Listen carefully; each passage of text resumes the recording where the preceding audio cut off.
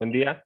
Ay, ay, más bien les pido mil disculpas. Recién han arreglado un problema del internet que tenía aquí en mi cuadra, pero ahorita vamos a darle átomos con esto del derecho financiero. El, no se olviden estar poniendo su nombre en el chat grupal, por favor, para eh, registrar la asistencia y vamos a empezar sin más. ¿Dónde estás? Ahora sí. Y bueno, como ya les había anticipado, ¿verdad? El, la primera parte de la materia trata del derecho financiero y recién terminando los primeros cuatro o cinco temas del derecho financiero, vamos a entrar al derecho tributario, que es lo más práctico para los abogados, porque esto del derecho financiero es presupuestario, ¿verdad? Solamente, eh, bueno, obviamente que es en base a leyes, pero se aplica a los funcionarios que tienen que ver con las asignaciones presupuestarias, como los funcionarios municipales de la cartera financiera, el Ministerio de Economía y Finanzas, el Viceministerio del Presupuesto y otras autoridades que obviamente van a aplicar las normas presupuestarias y financieras de manera, eh, digamos, regular en su quehacer, ¿no? Aquellos que no puedan ejercer en aquellas carteras, ¿verdad? Financieras de los diferentes niveles de gobierno. Entonces, esto de la parte de ingresos, egresos y gastos públicos es más que nada doctrinal y para poder entender lo que es el también, o sea, dónde van los impuestos y por qué se piden, ¿verdad? Es como introductorio al derecho tributario, así que vamos a ir avanzando con esto, ¿no? El, para empezar, ¿no? Tenemos que saber de dónde proviene la palabra o el término finanzas. Y bueno, es un término francés, ¿no? Que hace referencia a los ingresos y los egresos de las comunas, ¿no? Y en su equivalente en español era la hacienda pública, ¿no? Y antes el Ministerio del Ramo se llamaba aquí en Bolivia Ministerio de Hacienda Pública y luego se ha cambiado a Ministerio de Economía y Finanzas Públicas porque finanzas finanzas en general y finanzas públicas es un término mucho más aceptado por la generalidad que hacienda pública, que no es tan popular, ¿verdad? O sea, cuando uno dice finanzas ya sabe que es el manejo del dinero del Estado, ¿no? Pero cuando uno habla de hacienda pública, eh, no tenemos muy claro porque no es un término que se use regularmente, entonces es lo mismo, hacienda pública o finanzas públicas, ¿no? Eh, entonces, el Estado, como el Estado está, bueno, las entidades, las instituciones estatales están conformadas por personas, por funcionarios públicos, ¿verdad? Estos funcionarios públicos eh, que se desenvuelven en la actividad financiera que tienen que ver con la captación de recursos para el Estado, que se llama ingresos públicos, con la programación de gastos o de egresos, que se llama gasto público, y con la atención de las necesidades públicas. Entonces son ellos quienes van a aplicar en la actividad financiera la normativa, porque no puede haber un gasto, un ingreso, un gasto, una atención de necesidad pública que no esté basada en una norma. No puedo gastar un peso del Estado si la ley no me lo permite. Y por eso es que se llama los famosos presupuestos, el plan, el POA, ¿no ve? El plan operativo anual. Te dicen, no, no está en el POA, para el año tiene que ser tu proyecto, si es que eres dirigente de tu barrio, de tu OTB, ¿verdad? Vas con un super proyecto a la alcaldía y te dicen, no, es que no está en el POA, sí, preséntalo y para el siguiente año o para el subsiguiente año, si es que ya está acabando incluso esta gestión, ¿no? Entonces, esa es la importancia, ¿no? A menos que sea un tema de emergencia, así como un desastre natural o la pandemia, eso. Entonces se puede reasignar el presupuesto, pero eso de reasignar, digamos, las carteras presupuestarias, porque, digamos, es como un Excel, ¿no ve? Un plan de gastos, así. Para salud, tanta plata, ¿no ve? Para educación, tanta plata. Entonces, ese plan programático de gastos tiene que tener una base jurídica. Y esa es la ley del presupuesto, que es lo que vamos a ver un poco más adelante también, ¿no? Entonces, todo este proceso de obtener dinero para el Estado, o sea, ingresos públicos para ejercer gasto público y atender las necesidades, indudablemente pasa por un proceso de cumplimiento del principio de legalidad, ¿verdad? Todo tiene que estar sujeto a una norma. Y si no, pues hay responsabilidad, ¿verdad? Para el funcionario, hay responsabilidad administrativa, funcionaria, incluso tal vez hasta penal y civil por realizar gastos que no estaban programados o que no tenían una base legal, ¿no? Puede ser con la mejor intención del mundo, pero igual, eh, si no tienes base legal, entonces estás eh, excediendo tus funciones y te mereces pues un proceso si eres el funcionario público que está haciendo eso, ¿no? Por ejemplo,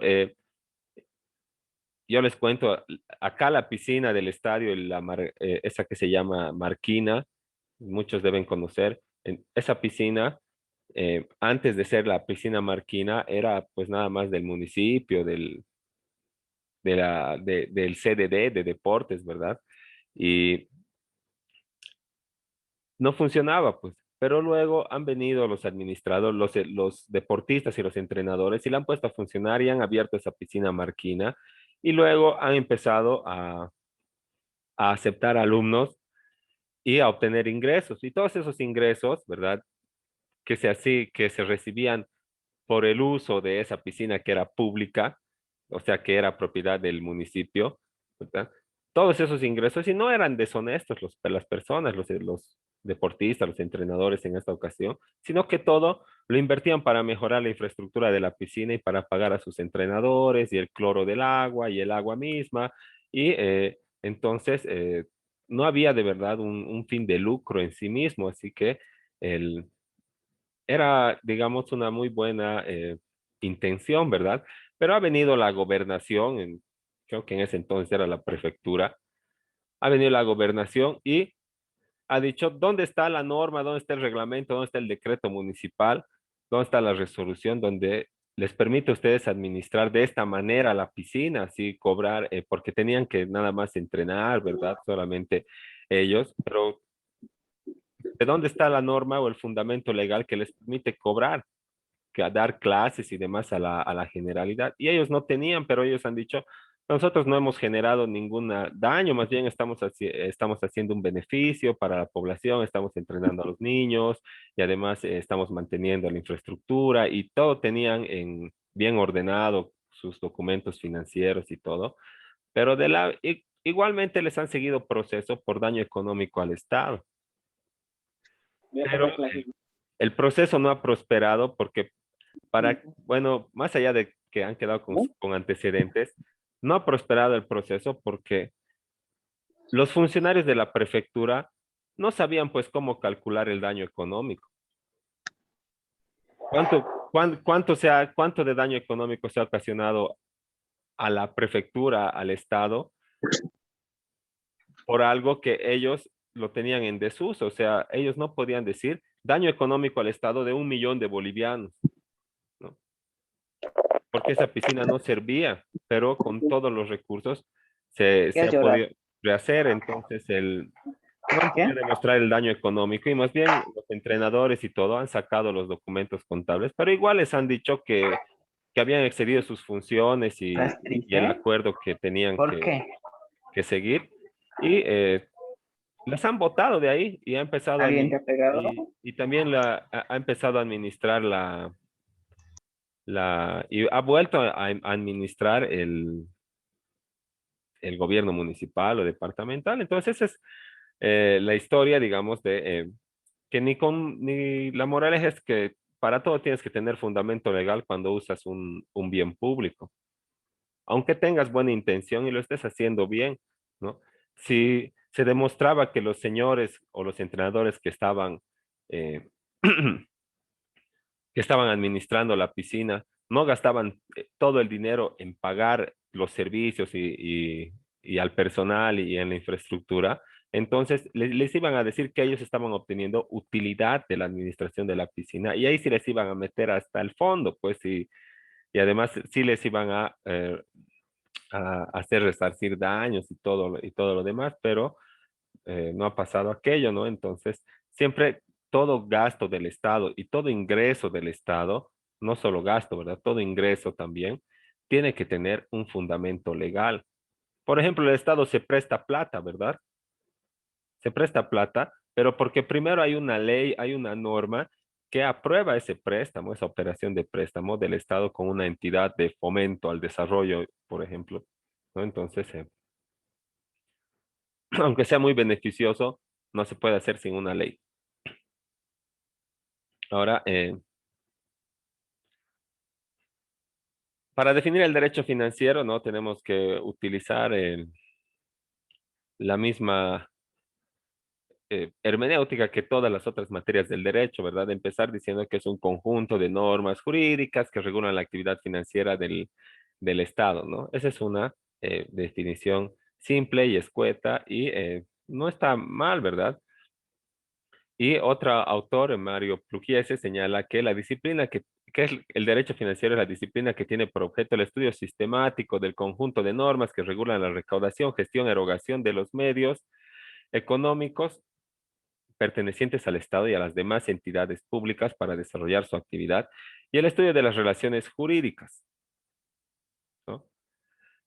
Entre el Estado y los ciudadanos derivadas de la aplicación de tales normas. Entonces, esa definición ya está mucho más completa y además introduce otros elementos, ¿verdad? Como por ejemplo, no solamente dice que regula la actividad financiera del Estado. Cuando decimos actividad financiera, ya les he dicho en la anterior diapositiva, es una, es una frase que engloba ingreso, egreso y gasto, ¿no? Eso es actividad financiera. Si hablamos de tu actividad financiera privada o personal, entonces es de dónde tienes tu plata, en qué gastas tu plata y qué necesidades te atiendes con tu plata, ¿no? Por ejemplo, ¿de dónde tienes tu plata? Trabajas, ¿no? ¿En qué gastas tu plata? Salchipapa, dentista, universidad, ¿verdad? Y luego, ¿qué necesidades atiendes con esos gastos, ¿no? Tu alimentación, tu educación. Existe finanzas en todo nivel, ¿no? Pero de las que nos estamos ocupando es de las del Estado. Ahora, también señala que el, las normas que regulan este proceso, ¿verdad? Y los medios económicos pertenecientes a las entidades públicas, ¿no? Porque las entidades públicas, hay entidades públicas que generan ingresos para el Estado, ¿verdad? Como las empresas públicas, los bancos públicos, ¿verdad? Entonces, para desarrollar su actividad, también tienen que apoyarse del derecho financiero y de sus normas, ¿no? Y también regula, señala las relaciones jurídicas que surgen entre el Estado y los ciudadanos derivadas de la aplicación de tales normas, ¿verdad? Entonces, si hablamos, si nos ponemos un ejemplo en esa, sí, José Carlos, ¿tiene alguna consulta? No, perdón, disculpe, doctor, he apretado un Ah, no, botón no te así preocupes, equivocado. Lo ya siento. todo bien.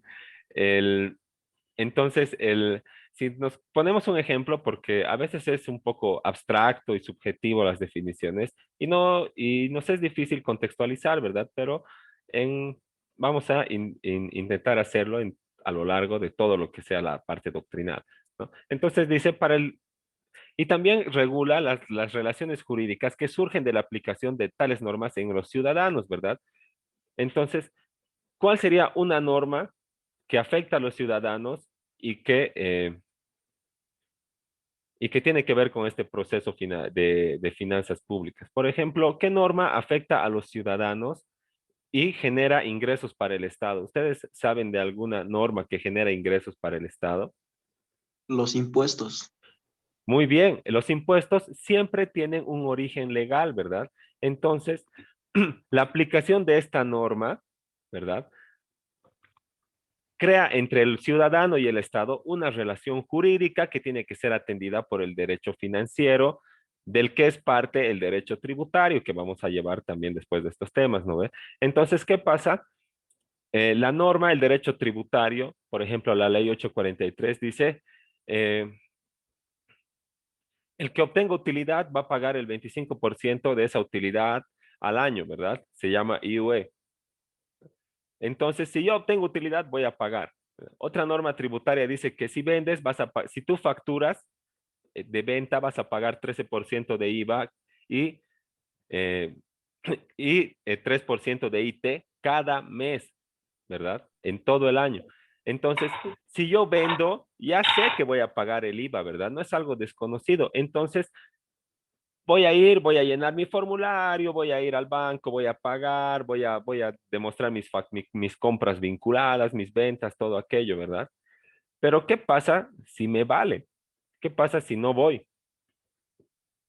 Porque en esto del derecho tributario vamos a ver que las Tienes una obligaciones, multa. sí, muy bien, tienes una multa, pero las obligaciones están siempre sobre los hombros del contribuyente. Si te dan una multa, si no declaras una enero, por ejemplo, no te van a multar en febrero, ni marzo, ni abril, tal vez te van a multar en 2, 3 años, ¿no? Entonces, te van a hacer un proceso que se llama administrativo, te van a pegar en tu casa, no sé si han visto en las tiendas, en la casa, no el sticker de clausura, ¿verdad? Uno que dice vista de cargo, o dice principio de inicio de ejecución tributaria, proveído de inicio de ejecución tributaria. Con eso te notifican, o sea, te lo dejan en tu casa, ¿verdad? Para que tú estés enterado, ¿no? Eso va a derivar en un proceso administrativo, ¿verdad? Con connotaciones financieras, porque has afectado al derecho del Estado a recibir ese dinero y también has afectado a la generalidad, porque como no pagas tus impuestos, no se van a poder atender a cabalidad las necesidades públicas y por eso te mereces un proceso y ser sancionado, ¿no? Pero si mi impuesto es 100 pesitos, ¿por qué cómo voy a afectar, ¿no? Al Estado? Bueno, hay de todo se puede decir, ¿no? Pero como pueden ver, al incumplimiento surge eh, o se desarrolla ya la relación jurídica que surge entre el Estado y el ciudadano, porque mientras cumple el ciudadano sus obligaciones, no pasa nada, pues, ¿verdad? Porque el Estado no tiene los suficientes recursos humanos como para controlar y fiscalizar a los que no cumplen y además ayudar a cumplir a los que quieren cumplir, ¿verdad? No, eh, si tú quieres, puedes ir a impuestos a que te Doctor, ayuden. ¿Sí? una consultita. Eso del tributo, digamos, es también aplicable a los que perciben sueldo, ¿verdad? Eh, Diferentes tributos se aplican a diferentes demostraciones de la capacidad de pago. De acuerdo a la Constitución Política del Estado, todo el mundo tenemos que contribuir al Estado de acuerdo a nuestra capacidad económica. Si yo soy independiente, mi capacidad económica se va a demostrar con facturas, ¿verdad? Pero si yo soy dependiente, mi capacidad económica se demuestra con mi sueldo. Y es mi jefe el que cuando me retiene, ¿verdad? Y yo también, y por eso siempre piden las facturas para el RCI, ¿no ves? Reúnen los que Ujú. tienen, los que son empleados, ¿no? Entonces mi jefe me retiene y él es el que va a ir a cumplir las obligaciones por mí, pero yo soy el obligado, ¿verdad? Porque yo soy el que ha recibido el sueldo. Pero como no me han dado esa plata para cumplir las obligaciones tributarias, entonces yo ya estoy liberado desde el momento en que mi jefe me ha retenido, ¿no ve? Porque te dicen, te voy a pagar 2.000, por ejemplo, 4.000 bolivianos, pero sujeto a, eso todavía está sujeto a los descuentos de ley, ¿no? A las retenciones, le dicen, ¿no? En esas retenciones están también las obligaciones tributarias. Y La pregunta era, digamos, esta norma está vigente en cualquier gobierno, ¿no ves? No importa que cambie el gobierno, es que tengo un amigo que gana no sé cuánto y le había llegado una multa de 8.000 bolivianos por impuestos de su sueldo. Y él dice, ay, este gobierno del MAS, me quiere sacar la plata de donde sea. Yo digo, qué raro, no creo que sea del MAS, debe ser algo que es general, que sea cualquier. el, Y él dice, no, yo tengo que pagar 8.000 por culpa del euro. Y yo, qué raro, ¿no? sí, tienes, o sea, tienes razón, porque el código tributario, en verdad, como ahorita lo conocemos, está vigente desde el 2003, o sea, desde el GONI, ¿no ve? Y después ha venido el Evo y ha seguido la misma ley. Obviamente le han hecho parches y modificaciones, reglamentos, y sigue vigente desde el 2003. No importa el gobierno, ¿verdad? La cosa es que el Estado necesita pues ingresos, más allá de quién sea el que está en el poder, necesita ingresos para mantener su administración, por eso siempre va a haber impuestos. El Estado nunca va a renunciar a su capacidad de crear impuestos y cobrarlos, y perseguir a los que no cumplen. Porque si no, ¿con qué plata va a funcionar el Estado, verdad? Entonces, ¿para qué va a haber Estado si no va a cumplir necesidades básicas? ¿No? Entonces, pero, ¿sabes qué? Depende, hay que hacer un estudio bien, bien detallado de cada situación, porque, por ejemplo, de acuerdo a lo que has señalado, vamos a ir viendo eh, qué dice nuestro código tributario, ¿ya? Yo puedo deber al Estado porque ya, ni modo, me he olvidado pagar, no he querido pagar, no tenía plata, ¿no ves? ¿Ya? Y a sabiendas, igual no he pagado, pero hay un principio de buena fe, así que eh, miren esta parte que dice prescripción, dice. Las acciones de la administración tributaria prescriben a los 8 años, dice, ¿no? ve? Para controlar, investigar, determinar deuda tributaria. Entonces, si la deuda de tu amigo tiene más de 8 años, puede pedir la prescripción de esas gestiones, ¿no? Por ejemplo, si le están queriendo cobrar del 2010, del 2009 o del 2012, 13, 14, 15, 16, 17, 18, 19, del 2012, ¿no? Puede pedir la prescripción de esos montos. O tal vez, Siempre si, y cuando él sepa que hay una prescripción, si no, claro, lo sancionan si tú no nomás. sabes que tienes el derecho de ser prescribir, obviamente, te van a decir, tienes que pagar esta liquidación y depende de vos, pues, o sea, te dan la liquidación y tú puedes elegir, digamos, si yo tengo deudas del 2010 al 2019, yo puedo decir, quiero pagar esta del 2017, que son 200 pesos nomás, y mañana voy y pago la 2018 y luego pago la 2013, ¿verdad? No es obligatorio pagar en el orden cronológico. Y así te hacen caer en error, pues, porque tú vas y pagas lo que ya está prescrito, ¿no?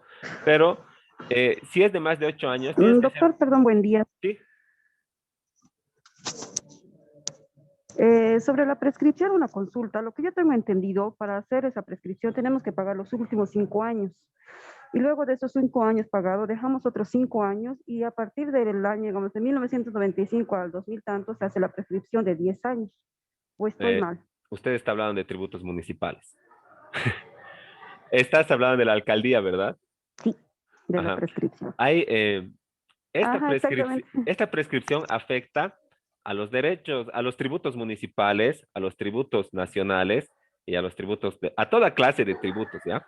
Entonces, si estamos frente a tributos municipales, el municipio es bien vivo, ¿no ve? Porque es como tú dices, un requisito para presentar tu solicitud de prescripción es pagar los últimos 5 años, ¿no ve? Entonces, vamos a, eh,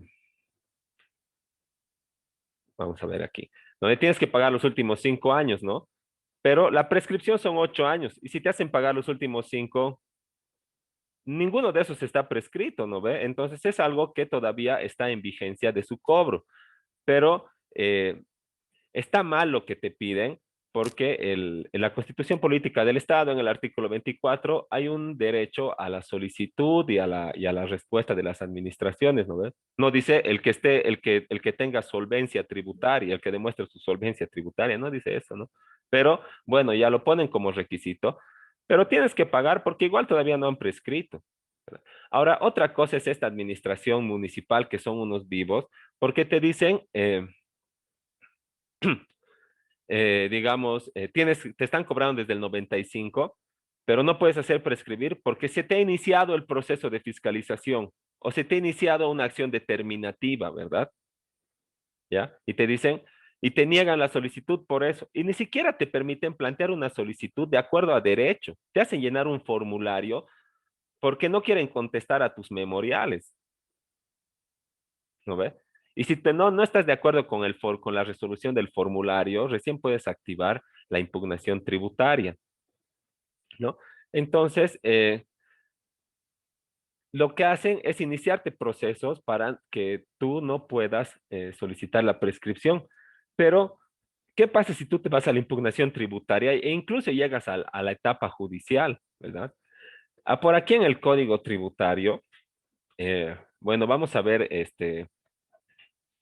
también en su momento, porque vamos a ver las formas de extinción de las obligaciones. una por una, ¿no? Pero en el Código Tributario también señala que solamente los actos firmes de la administración tributaria interrumpen el periodo de prescripción y un acto firme es una resolución determinativa, resolución pero ya hecha, ¿no ve? O resolución sancionatoria. No es pues un inicio de proceso no es una notificado con vista de cargo ni inicio de fiscalización, porque cuando te inician la fiscalización todavía tienes pues derecho de presunción de inocencia, ¿no ve? Todavía no hay una resolución que diga, sí, debes, no hay un acto firme, ¿no? Pero ellos te dicen, ya, con inicio de ejecución, con inicio de fiscalización está en tu proforma, y ya no te permiten. Y la gente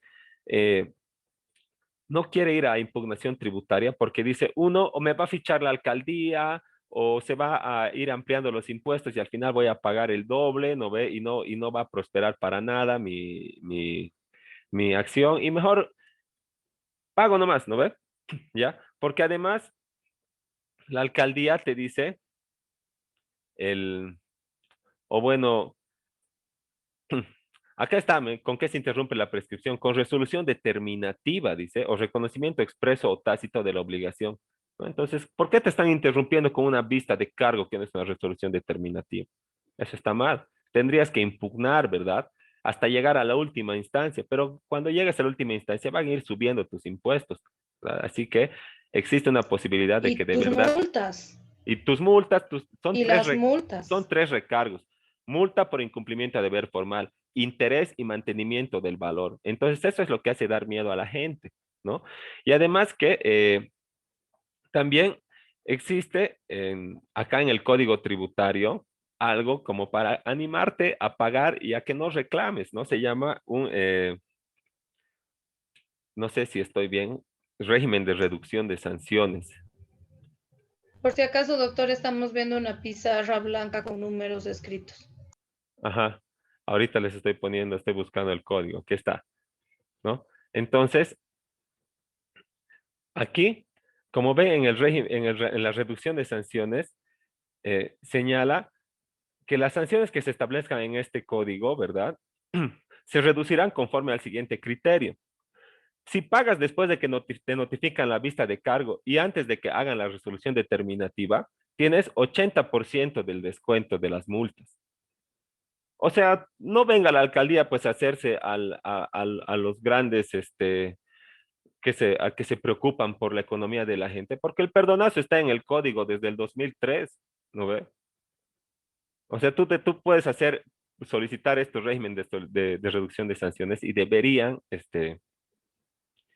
darte curso. Doctor, una pregunta en esta situación. Digamos que yo tengo un auto que me compré hace años, lo he vendido y el que al que le he vendido no cambia el nombre y él también lo ha vendido y resulta que el auto ahora hace 10 años que no funciona. Y a mí me llega una multa como propietaria primera de 14.000, 15.000 bolivianos. ¿Estoy obligada a pagar esas multas o puedo demostrar, digamos, que el auto ya hace 10 años que no funciona, que yo lo he vendido y todo eso? O obligadamente tengo que pagar los 14.000 que el municipio me dice. En esta figura hay algo que, bueno, está mal desde el inicio del negocio jurídico, porque cuando lo has vendido, has dado un poder, no lo has vendido, ¿verdad? Entonces, dar un poder nunca quiere decir transferir la propiedad. Dar un poder quiere decir que tú le facultas que te lo administre por tu nombre.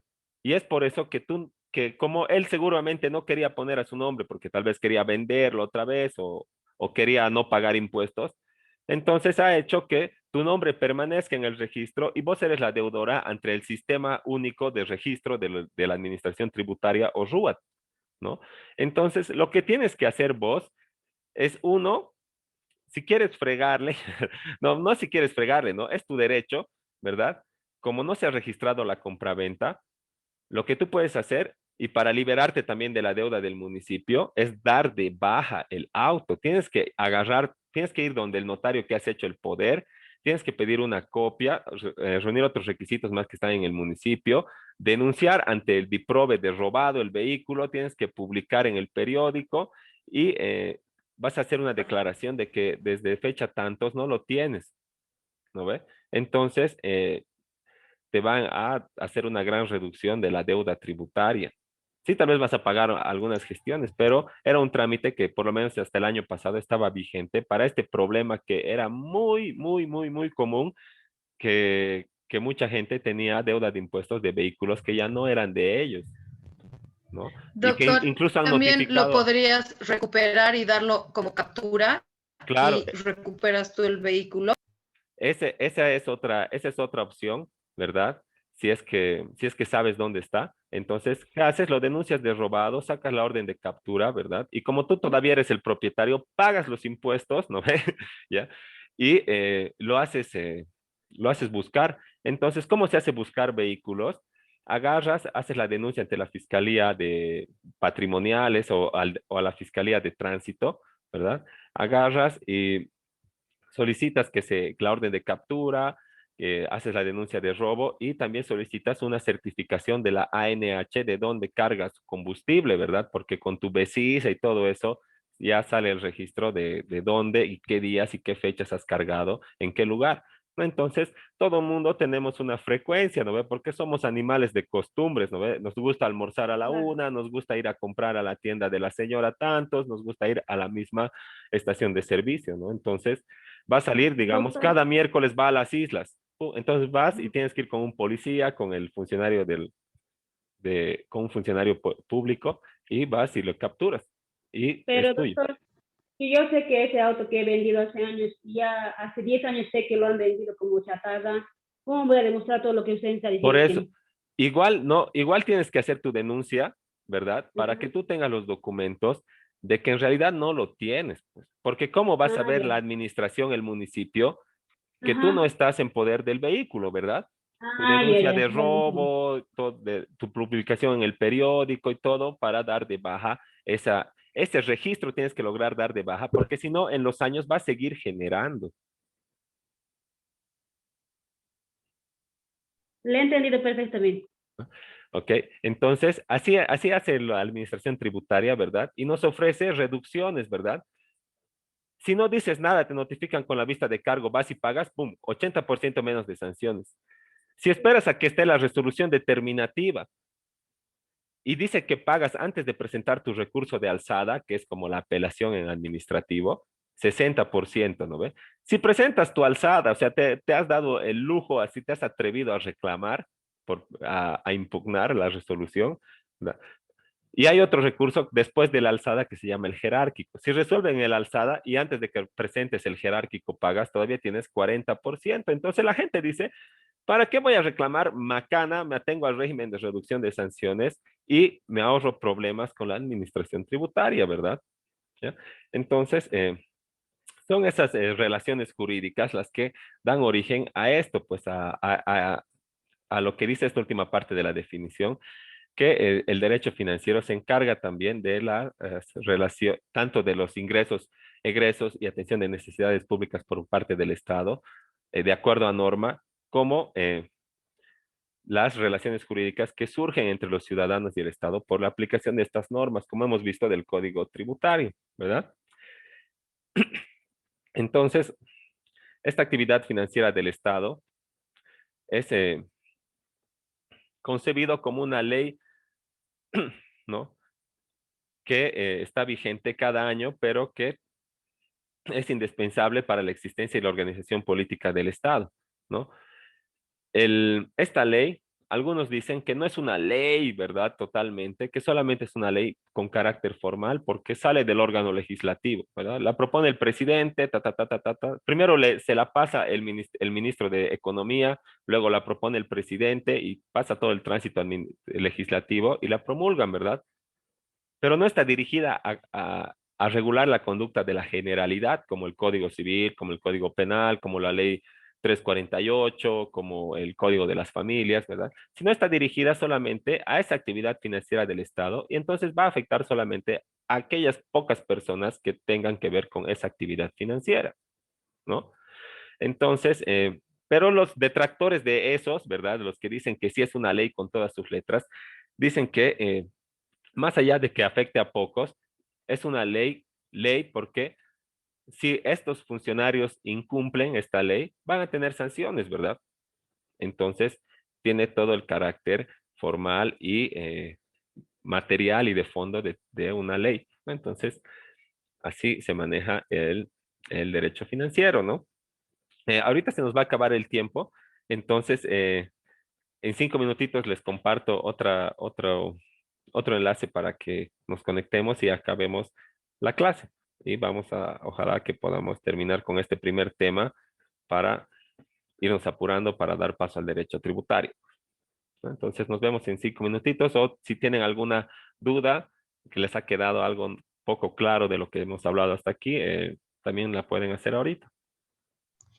Doctor, disculpe, una consulta. Sí. Vamos a llevar, aparte de lo que usted nos está dando, las diapositivas y el código que tenemos que comprarlo, ¿algún dossier o algún específico o nada? Miren, sí les voy a dejar un material de apoyo, un librito medio delgadito ahí en la fotocopiadora, pero como hemos visto en la primera clase, tenemos que ceñirnos a nuestro plan global, ¿verdad? Y para eso, yo, bueno, valiéndome de mi bibliografía y de lo que dice el plan global y del código y todo lo demás, he ido desarrollando las diapositivas y también algunos, digamos, ahorita vamos a ver. También tenemos este material de apoyo que también se los voy a mandar, pero está bueno si compran el libro, es un buen libro de consulta y está bien explicado y de manera corta, ¿no? Entonces, por ejemplo, tengo de cada lección este resumen o este condensado de contenido que está ordenado, ¿verdad? Y está también de acuerdo a nuestro PGO, ¿no? Y luego al final está alguna actividad para poder hacerla ya sea en clase, darnos un tiempo o para que la lleven de tarea. Entonces, esto más la diapositiva se los voy a compartir, también tienen la ley, también les voy a dejar algo en la fotocopiadora y en próximos temas también les voy a dejar algún material de lectura, de consulta que es interesante, que es aplicado a lo que vayamos a llevar, ¿no? Entonces, con eso supongo que está bien, ¿no? Ok, gracias, doctor. Sí. Entonces, nos vemos en 5 minutitos. Hasta luego.